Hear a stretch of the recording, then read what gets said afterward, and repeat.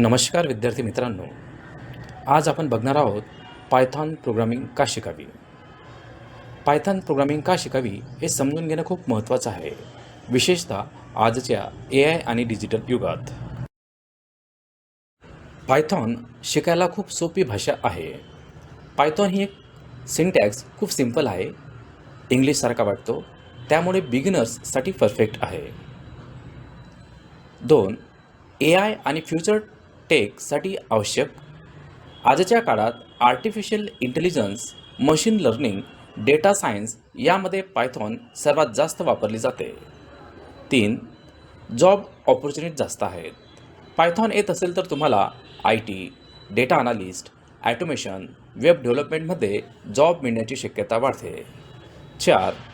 ॲटोमेशनसाठी खूप उपयोगी. तुमचे रोजचे काम, उदाहरणार्थ excel, data entry, reports Python वापरून ॲटोमेट करू शकतात व वेळ वाचतो.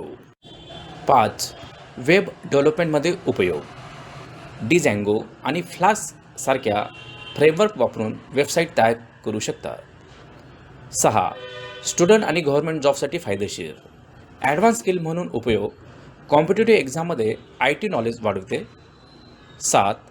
Large community supports. पायथॉनसाठी इंटरनेटवर खूप ट्युटोरियल्स, व्हिडिओज, नोट्स अवेलेबल आहेत, म्हणून शिकणे सोपे होते. थोडक्यात, जर तुम्हाला करिअर ग्रोथ, जॉब किंवा ऑनलाईन अर्निंग हवे असेल तर पायथॉन शिकणं हा स्मार्ट डिसिजन आहे.